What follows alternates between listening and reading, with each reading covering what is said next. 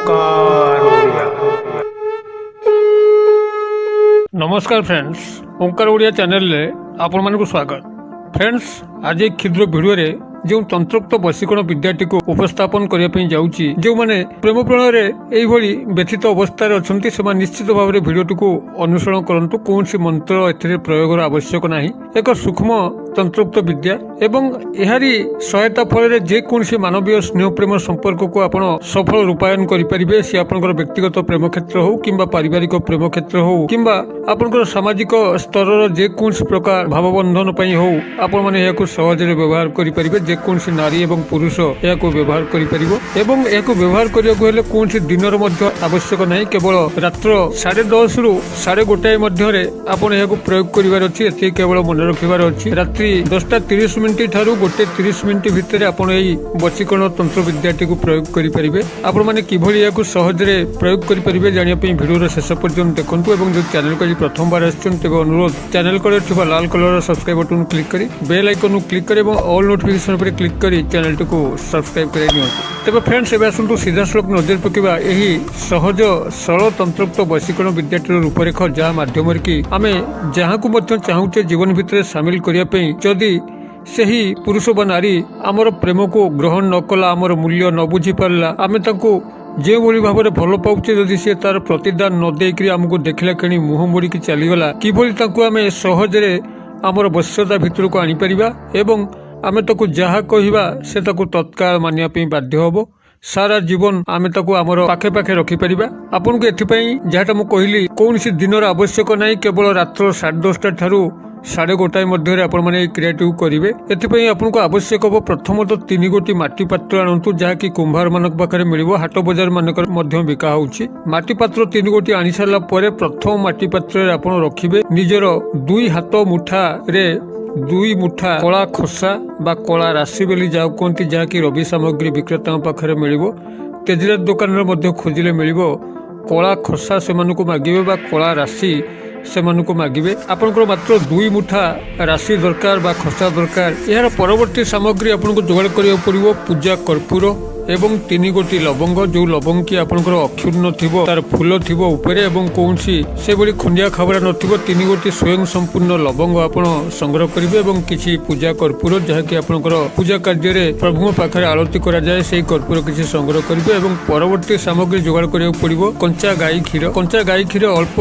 4-5 चामच भली ताको जोगाड़ करके से माटी सोरा रे रखंतु। एहला गोटे माटी सोरा। द्वितीय माटी सोरा रे आपनकर जहाँटा मु कहली कला खोसा 2 मुठा रखंतु। डाण हाथ मुठारे मुठाए एवं बाम हाथर मुठारे मुठाए यही 2 मुठा कला खोसा रखंतु। एवं तृतीय किछि कर्पूर एवं 3 गोटी लवंग रखंतु। वर्तमान यह नहीं आपनकर रात्र 10:30 ठारू रात्र 1:30 मध्य कौन से एक निवृत्त स्थान में जोठी कि आपन के डिस्टर्ब न करिवे, सेही भली शांत स्थिर मुहूर्त रे आपण माने पद्मासन बसंतु एवं बसी सारा आपन सामने जो 3 गोटी माटी सोरा पात्र रही। प्रथमतः आपनकर कला खोसा थिबा माटी पात्र आपण खोसाटी को अलग कर दियंतु एवं सेही 2 मुठा खोसा को आपनकर निजर दक्षिण हस्ତରେ मुठाए एवं बाम हस्ତରେ मुठाए एही भली भाबरे धरि नियंतु एवं दक्षिण हस्तर मुठाटी को आपनकर स्वरूप एवं बाम हस्तर मुठाटी को तांकर स्वरूप, जहाँ को आपण वशीकरण क्रिया रे शामिल करचंती। एही भली भाबरे किछि समय चिंता करिकरी तांकर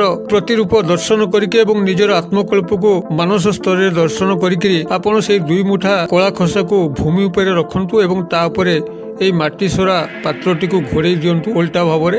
এরপরে আপনার কঞ্চা গাই ক্ষীর তো সামনে আপনার অছি, তার পরবর্তী ক্রিয়াকলাপ মু আপনার কহিবি। আপনার বর্তমান এই যে মাটি সোরা পাত্রে পূজা কর্পূর এবং 3 গোটি লবঙ্গ অছি, সেই মাটি সোরা পাত্রু 3 গোটি লবঙ্গ উঠাই আনতু এবং মাটি সোরা পাত্র ভিতরে आपणकर जो पूजा कर्पूर अच्छी ताको से भाव में से रही दिंतु एवं जो 3 गोटी लवंग अच्छी से 3 गोटी लवंग को आपण तंत्रोक्त क्रियाकलाप करिया पूर्व आपण से पूजा कर्पूर माटी सरार अच्छी तादरे आपण अग्नि संयोग करंतु। अग्नि संयोग कर सारा परे आपण के 3 गोटी लवंग को प्रथमतः लवंग तांकर स्वरूप को चिंता करके एवं तांकर छाया मूर्ति को मानस स्तर दर्शन करी 3टी फुंक मारिकी से ही ପୂଜା କର୍ପୂର ଯେଉଁ ଜ୍ୱଳନ୍ତ ଅବସ୍ଥାରେ ଅଛି ତା ଉପରେ ନିକ୍ଷେପ କରନ୍ତୁ ଏବଂ ଆଉ ଗୋଟିଏ ଲବଙ୍ଗକୁ ନିଜର ଆତ୍ମକଳ୍ପ ନିଜର ଆତ୍ମଦର୍ଶନ କରିକିରି ଏବଂ ତାପରେ 3 ଗୋଟି ଫୁଙ୍କ ମାରିକିରି ଜ୍ୱଳନ୍ତ ଅଗ୍ନି ଉପରେ ନିକ୍ଷେପ କରନ୍ତୁ। ତୃତୀୟ ଲବଙ୍ଗଟିକୁ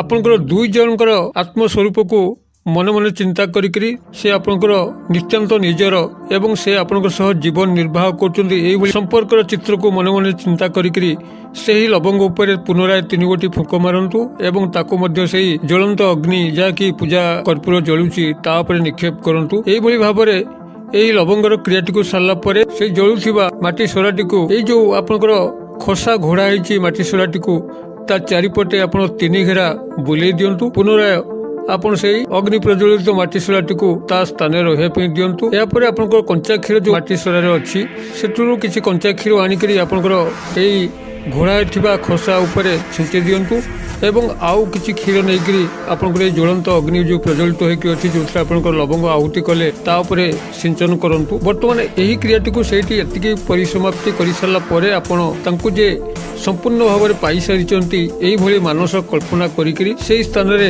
କିଛି ସମୟ ବସି ରହନ୍ତୁ। ଏଇ ଯେଉଁ ଜିନିଷ ଗୁଡ଼ିକ ଏଇଠି ସବୁ ଅଛି ତାକୁ 1.5 ଘଣ୍ଟା ପାଇଁ ସେଇଭଳି ଭାବରେ ତାକୁ ପରିତ୍ୟକ୍ତ ଅବସ୍ଥାରେ ଛାଡ଼ିକି ଆପଣ ଚାଲି ଆସନ୍ତୁ। 1.5 ଘଣ୍ଟା ବାଦ ଆପଣ ପୁନରାୟ ସେଇ ସ୍ଥାନକୁ ଯାଆନ୍ତୁ। ଯେଉଁ କଳା ଖସା ଆପଣଙ୍କର ମାଟି ସରା ପାତ୍ରରେ ଆପଣ ଘୋଡ଼େଇ ଥିଲେ ତାକୁ ସିଧା ଭାବରେ କରିଦିଅନ୍ତୁ ଏବଂ ଭୂମି ଉପରୁ 2 ମୁଠା ସେ ଯେଉଁ କଳା ଖସାକୁ ଆଣିକରି ସେଇ ମାଟି ସରା ପାତ୍ରରେ ରଖନ୍ତୁ ଏବଂ ଏ ଯେଉଁ ଜ୍ୱଳନ୍ତ ଅଗ୍ନି ଆପଣ ଯେଉଁଠି ଲବଙ୍ଗ ଆହୁତି କରିଥିଲେ କର୍ପୂର ଉପରେ ତା ତ ପୋଡ଼ିକିରି ପାଉଁଶ ହୋଇଥିବ ସେ ପାଉଁଶକୁ ଆଣିକି ଆପଣଙ୍କ ସେଇ ଖସାରେ ରଖନ୍ତୁ ଏବଂ ଅବଶିଷ୍ଟାଂଶ ଯେଉଁ କ୍ଷୀର ଆପଣଙ୍କର 1 ଚାମଚ କି ଯାହା କ୍ଷୀର ବଳକା ଥିବ ତାକୁ ମଧ୍ୟ ତା ଦେହରେ ରଖିକିରି ଘାଣ୍ଟି ଦିଅନ୍ତୁ। ବର୍ତ୍ତମାନ ସବୁ ଯାକର ଅବଶେଷାଂଶ ମିଶିକିରି ଗୋଟିଏ ପାତ୍ରରେ ଆପଣଙ୍କର ହେଇଗଲା। ଏହି ଅବଶେଷାଂଶରୁ ଆପଣ 7 ଗୋଟି କଳା ଖସା ଗଣିକିରି ଗୋଟିଏ ନୀଳ କାଗଜରେ ରଖିକିରି ପାଖରେ ପୁଡ଼ିଆ କରି ରଖନ୍ତୁ। ବାକି ଅବଶେଷାଂଶ ଯାହା ରହିଲା 3 ଗୋଟି ଏଇ ମାଟି ସରା ପାତ୍ର ଏବଂ ଏଇ କଳା ଖସା ଯାହାକି କଞ୍ଚା କ୍ଷୀର ଏବଂ ପାଉଁଶ ମିଶ୍ରିତ ହୋଇକି ଅଛି ଏ ସମସ୍ତ ଆପଣ ନେଇକରି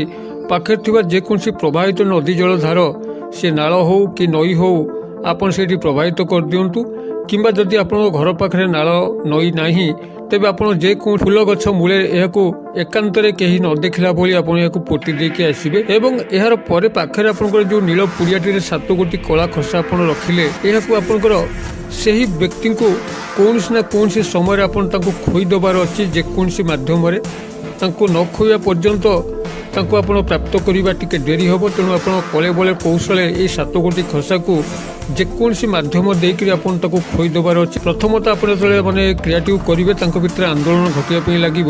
ମାତ୍ର ଏଇ କଳା ଖସା ଯେଉଁ 7 ଗୋଟି ଏଥିରୁ ସଂଗ୍ରହ କରି ରଖିଛନ୍ତି ତାକୁ ଖୋଇ ସାରିଲା ପରେ ତାଙ୍କୁ ଆଉ କେହି ଅଟକାଇ ପାରିବେ ନାହିଁ। ସେ 7 ସମୁଦ୍ର 13 ନଈ ମଧ୍ୟ ପାର ହୋଇଯିବ ଏବଂ ଆପଣଙ୍କ ପାଇଁ ସମସ୍ତ ପ୍ରକାର ବିପଦକୁ ସାମ୍ନା କରି ମଧ୍ୟ ଆପଣଙ୍କ ପାଖରେ ଆସିକରି ଜୀବନ କଟାଇବା ପାଇଁ ରାଜି ହେବେ। ଏକ ତୀବ୍ର ପ୍ରଚଣ୍ଡ ବଶୀକରଣ ମୋହିନୀ କ୍ରିୟା। ଆପଣମାନେ ଏହାକୁ କେବଳ ବିଶ୍ୱାସ ସହକାରେ କରିପାରିଲେ ନିଶ୍ଚିତ ଆପଣଙ୍କର ଯାହାକୁ ମଧ୍ୟ ଚାହୁଁଛନ୍ତି ତାଙ୍କୁ ଜୀବନ ଭିତରେ ସାମିଲ କରିପାରିବେ। ଏହା ଧ୍ରୁବ ସତ୍ୟ। ଆପଣମାନେ ଏହି ସହଜ ବଶୀକରଣ ବିଦ୍ୟାର ସାହାଯ୍ୟ ନିଅନ୍ତୁ ଏବଂ ନିଜେ ଉପକୃତ ହେଲା ପରେ ସାଙ୍ଗସାଥୀମାନଙ୍କ ମହଲରେ ସେୟାର କରନ୍ତୁ ଯେଭଳିକି ସେମାନେ ମଧ୍ୟ ତାଙ୍କର ପ୍ରେମ ସମ୍ପର୍କକୁ ସଫଳ ରୂପାୟନ କରିପାରିବେ ଏବଂ ସେମାନେ ତାଙ୍କ ଜୀବନରେ ଯେଉଁ ହସ ଟିକକ ଖୁସି ଟିକକ ସାଉଁଟି ପାରିବେ ସେ ବାବଦ ଆପଣଙ୍କୁ ଈଶ୍ୱରଙ୍କର କଲ୍ୟାଣ ପ୍ରାପ୍ତ ହେବ। ଭିଡ଼ିଓର ଏହି କ୍ଷୁଦ୍ର ପରିସର ମଧ୍ୟରୁ ମୋତେ ଏଠି ଆଜି ବିଦାୟ ଦିଅନ୍ତୁ। ପୁଣି ଆପଣମାନଙ୍କ ସହ ଦେଖାହେବ ଆଉ ଏଇଭଳି ଏକ ଶିକ୍ଷଣୀୟ ଭିଡ଼ିଓରେ।